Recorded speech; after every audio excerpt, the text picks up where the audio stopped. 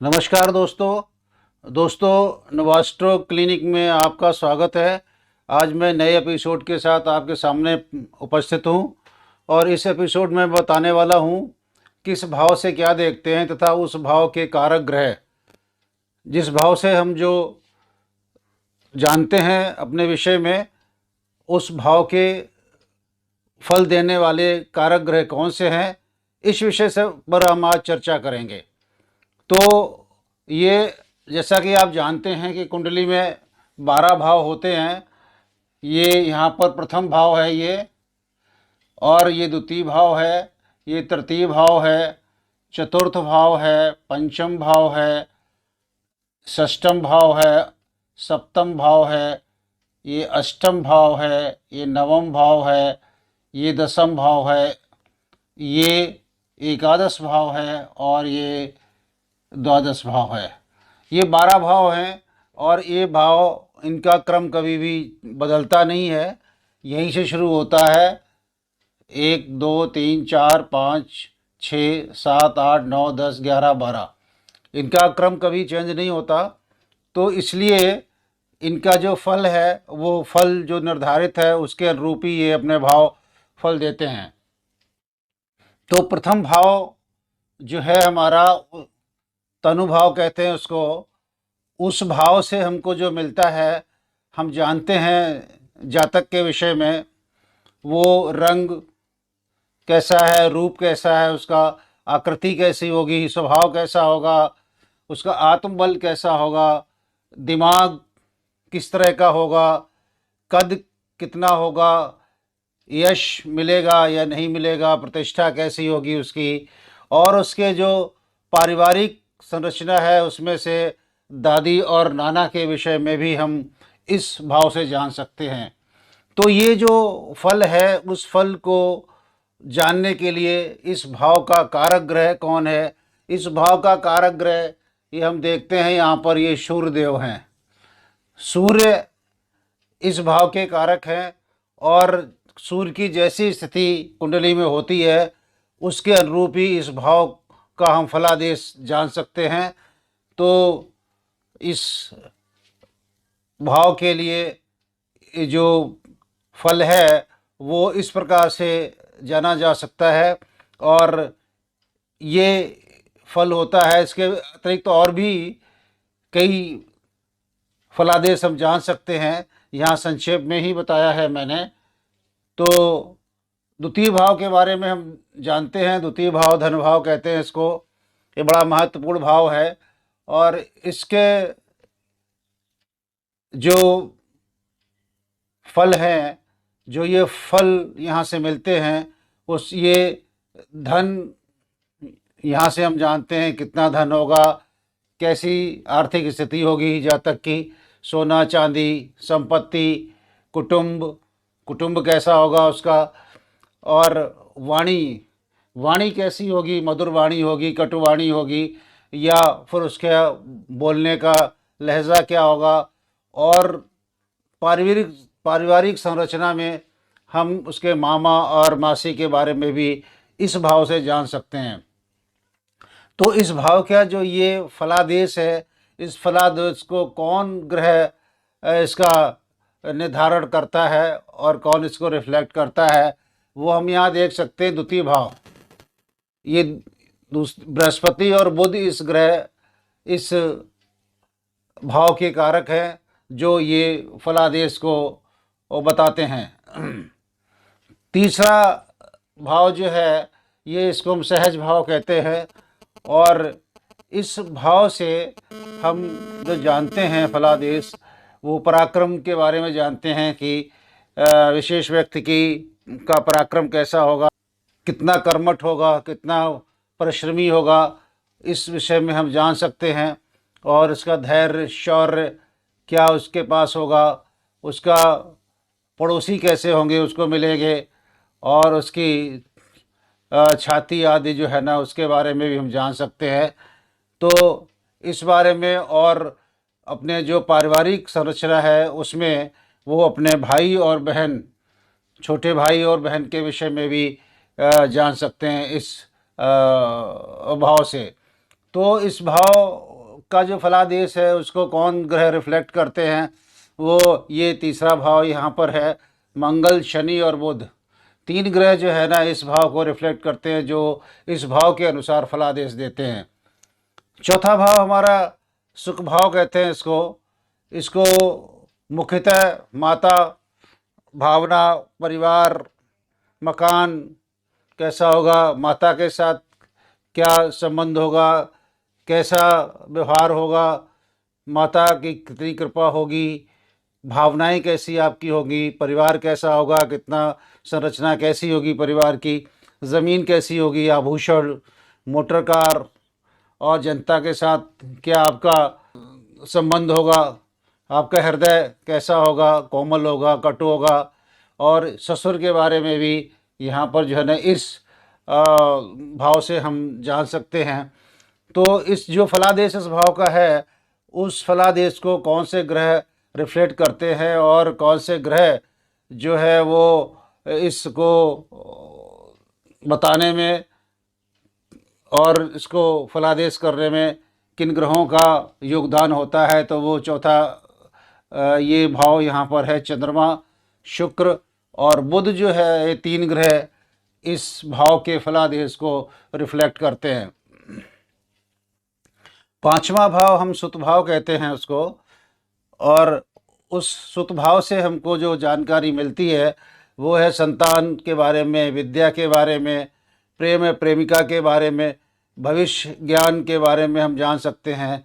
और इससे हम प्रथम गर्भ के बारे में भी जान सकते हैं कि वो कब, कैसा और किस रूप में होगा, ये भी हम यहाँ से जान सकते हैं। बड़ी बहन के पति के बारे में जान सकते हैं, और ईष्ट देव आपका कौन होगा, कैसे किसकी आपकी आराधना पूजा करनी है आपको, इस विषय में भी हम यहाँ एक पंचम भाव से जान सकते हैं। तो इसके जो कारक ग्रह हैं वो है बृहस्पति, देवगुरु बृहस्पति इसको कंट्रोल करते हैं। ये सभी फलादेश इनके ही अनुरूप ये होते हैं, इनकी जो स्थिति कुंडली में होती है उसके अनुरूप ही ये पंचम भाव का फल देते हैं। अभी हम चलते हैं छठे भाव पर। छठे भाव रिपु भाव कहते हैं। रिपु का मतलब दुश्मन होता है। दुश्मन, रोग, मुकदमा, सौतेली माँ, ऋण, अपयश, चोर, भय, अपमान, माँ का छोटा भाई, मामा जिसे कहते हैं, वो भी उसके विषय में भी हम यहाँ से जान सकते हैं। और इसके अलावा और भी है, काफ़ी चीज़ें हम जान सकते हैं, परंतु यहाँ पर सूक्ष्म बताया है मैंने। तो और इसके छठे भाव के जो कारक ग्रह हैं वो कारक ग्रह ये यहाँ देखिए, ये मंगल और शनि, दो ग्रह जो है जो इस भाव के फलादेश को रिफ्लेक्ट करते हैं और उसके अनुरूप ही या इस भाव के फलादेश होते हैं कि मंगल और शनि की जो स्थिति कुंडली में होती है उसके अनुसार ही ये इस भाव के फल मिलते हैं जातक को। अब हम चलते हैं सप्तम भाव पर। सप्तम भाव कलत्र भाव कहते हैं इसको। ये जो भाव है बड़ा महत्वपूर्ण भाव है, क्योंकि इससे पति और पत्नी के बारे में जानकारी मिलती है, विवाह के बारे में जानकारी मिलती है, क्योंकि ये जो भी है आपस में एक बहुत ही समन्वय होता है तो पति पत्नी का, तो उसके बारे में हम इस भाव से जानकारी हासिल करते हैं। साझेदारी है, पार्टनरशिप का, और स्त्री सुख, काम वासना, वीर मुतेंद्रिय, भतीजा भतीजी, गर्भ स्थिति, दूसरा गर्भ के बारे में भी हम यहाँ से जान सकते हैं। बहुत ही इम्पोर्टेंट सूचना यहाँ से मिलती है। लेकिन ये इसके जो कारक ग्रह हैं उस कारक ग्रह पर ये फलादेश बहुत ही निर्भर करता है। इस भाव का कारक ग्रह जो है वो शुक्र है। शुक्र के अनुसार, स्थिति के अनुसार ही इस भाव का फलादेश हमको कुंडली में मिलता है। हम चलते हैं अष्टम भाव की तरफ। अष्टम भाव, इसको आयु स्थान कहते हैं। इस यहाँ से हम आयु के बारे में जानकारी हासिल करते हैं। स्त्रियों का मांगल्य भी यहीं से देखते हैं कि कितना किस ग्रह की इस पर दृष्टि है, कितने ग्रहों की, शुभ ग्रहों की दृष्टि है। इस तरीके से हम इसके आकलन करते हैं। तो ये फलादेश जो यहाँ से मिलता है, और इसमें अकल्पिक लाभ भी यहाँ से हम देख सकते हैं कि किसी व्यक्ति की कुंडली में अकल्पिक लाभ होता है, जैसे स्त्रियों से लाभ हो गया है या किसी मृत व्यक्ति का लाभ हो गया, उसकी प्रॉपर्टी मिल गई, तो इस तरीके का बहुत अकाल्पनिक लाभ जो है ना वो हम यहाँ से देख सकते हैं। और यहाँ से संकट व्याधि के बारे में जानकारी प्राप्त कर सकते हैं। आत्महत्या, वस्तुनाश, मृत्यु का कारण, ये सब जो चीज़ें हैं यहाँ से हम अष्टम भाव से देख सकते हैं। और इसके जो कारक ग्रह है वो हमारे आयु के कारक हैं शनिदेव। ये सब चीज़ें जो है शनिदेव की स्थिति और उनकी परिस्थिति, उनकी उनसे ही सब चीज़ फलादेश हमको प्राप्त होता है। जैसी उनकी स्थिति कुंडली में होती है उसके अनुरूप ही ये सब फल हमको प्राप्त होते हैं। अब हम चलते हैं नवम भाव की तरफ। नवम भाव हमारा जो है उसको हम धर्म भाव कहते हैं। और धर्म भाव में जो है जैसा कि नाम है इसका, इस पे धर्म, कर्म, तीर्थ यात्रा, आचार्य और प्रवचन, दूर की यात्राएं, भाग्योदय, देवग्रह और साला साली, बेटे बेटी की संतान के बारे में भी हम इस भाव से जान सकते हैं। तो इस भाव के जो कारक ग्रह हैं वो दो बहुत ही मुख्य ग्रह हैं, जो सूर्य और बृहस्पति। ये दोनों ग्रह की स्थिति के अनुरूप ही इस भाव के हमको फलादेश मिलते हैं। तो इससे हम बड़ी आसानी से हम कैलकुलेट कर सकते हैं कि इस भाव के हमको क्या फलादेश मिलने वाले हैं। कुंडली में हम इन दोनों ग्रहों की स्थिति को देख करके और जान सकते हैं कि इस भाव के हमको फलादेश क्या मिलने वाले हैं। अब हम चलते हैं दसम भाव की तरफ। दसम भाव जो हमारा कर्म भाव है, और ये बड़ा महत्वपूर्ण भाव है क्योंकि कर्म के बिना जीविका नहीं होती। तो कर्म हमारे करके हमको क्या कर्म करना है, किस क्षेत्र में जाना है, नौकरी करनी है, व्यवसाय कर रहा है, व्यवसाय कर रहा तो कौन सा व्यवसाय करना है, नौकरी करनी है तो कौन सी करनी है, सरकारी मिलेगी या प्राइवेट मिलेगी, ये सब चीज़ें हम यहाँ से जान सकते हैं। पदोन्नति होगी और हमको राज्य में राज्य स्तर पर क्या हमको प्रतिष्ठा मिलेगी, इस तरह की सारी चीज़ें हम यहाँ से जान सकते हैं। और पारिवारिक संरचना में हम जान सकते हैं कि यहाँ पर सास की क्या पोजीशन है, सास की क्या स्थिति होगी, कैसी होगी, क्या होगा, क्या व्यवहार होगा, क्या संबंध होगा, इस तरह से सारी हम चीज़ें जान सकते हैं यहाँ से। तो ये भाव जो है दसम भाव के जो कारक ग्रह हैं वो कारक ग्रह हमारे इसमें सूर्य, मंगल, बुध, गुरु और शनि, ये 5 ग्रह हैं। क्योंकि ये मुख्य ग्रह 5 हैं, ये इनसे ही हम जो है दसम भाव की स्थिति जान सकते हैं। क्योंकि इनके अलग अलग सब है, सूर्य, मंगल, बुध, गुरु, शनि, इनके अलग अलग काम हैं, अलग अलग सबके व्यवसाय है, नौकरी है। तो इससे हम इन ग्रहों की परिस्थितियों से, इनकी लोकेशन से कुंडली में हम यहाँ पर जान सकते हैं कि कौन से जातक को कौन सा नौकरी मिलनी है या व्यवसाय करना है, या व्यवसाय में कौन सा लाइन को पकड़ना है, तो वो यहाँ से जान सकते हैं। अब हम चलते हैं एकादश भाव पर। एकादश भाव हमारा लाभ भाव बोलते हैं यहाँ पर ये। तो लाभ भाव में जैसा कि नाम भी है लाभ, तो लाभ ही लाभ यहाँ पर है। कुछ भी आप देखेंगे यहाँ पर तो उसमें कितना लाभ होने वाला है, मेन तो इसका ये फंडा है कि इसमें क्या लाभ होने वाला है। नौकरी में लाभ, व्यवसाय में लाभ, जीवन में लाभ, है ना। और जो भी आप जिसमें देखेंगे सभी में लाभ, काम है, ठेकेदारी है, जो भी है करेंगे। और यहाँ पर इससे हम पारिवारिक संरचना में जो हम देखते हैं वो हमको देखने को मिलता है कि बड़े भाई और बहन के बारे में भी, पुत्र वधू के बारे में भी हम यहाँ से जान सकते हैं।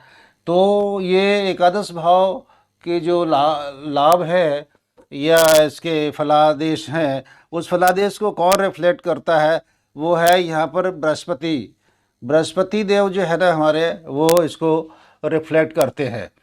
तो ये जो है हमारे 11वें एकादश भाव, जिसको हम 11वां भाव भी कहते हैं, तो इसके जो फलादेश है बृहस्पति देव इसको रिफ्लेक्ट करते हैं।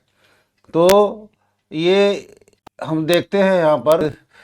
इसके अलावा हम जो है ना चलते हैं फिर 12वें भाव पर। 12वां मानी द्वादश भाव जिसको हम कहते हैं, तो द्वादश भाव हमारा व्यय भाव है, और व्यय भाव में हम यहाँ मेन तो ये है कि जो खर्चा होता है वो व्यय होता है, उसके बारे में यहाँ से जानते हैं। और व्यय तो हर चीज़ में व्यय होता है, आयु का व्यय हो गया, पैसे का व्यय हो गया, विद्या का व्यय हो गया, और परिश्रम का व्यय हो गया, हर चीज़ का व्यय। तो इसलिए हम यहाँ व्यय कैलकुलेट करते हैं, और ये मोक्ष स्थान भी है, यहाँ से मोक्ष को भी देखते हैं। और गुप्त विद्या है, जैसे आत्महत्या का भी यहाँ से हम देख लेते हैं कि किसी की टेंडेंसी तो नहीं है कभी आत्महत्या के उसके ख्याल आते हों और ऐसा कुछ है, तो वो भी हम यहाँ जान सकते हैं। और पारिवारिक संरचना में भी यहाँ पर जो है ना चाचा और बुआ के बारे में भी इस भाव से जान सकते हैं। तो इस भाव को जानने के जो फलादेश हैं उसको कौन से ग्रह रिफ्लेक्ट करते हैं, तो ये यहाँ पर है जो है, ये शुक्र और शनि दो ग्रह हैं जो इस भाव के फलादेश को रिफ्लेक्ट करते हैं। वो अपनी कुंडली में स्थिति के अनुरूप ही इस भाव के फलादेश को देते हैं। तो ये आज का ये एपिसोड रहा हमारा, इस किस भाव से क्या देखते हैं तथा उस भाव के कारक ग्रह कौन से हैं, ये मैंने आपको बताने का प्रयास किया। और मुझे उम्मीद है कि आपको ये समझ में आया होगा और जानकारी हासिल की होगी। और मैं आप लोगों से निवेदन करूंगा कि मेरे इस नवास्ट्रो क्लिनिक चैनल को आप सब्सक्राइब ज़रूर कर लें और शेयर करें, लाइक करें, ताकि ये दूसरों तक ये जानकारी पहुंचती रहे। धन्यवाद।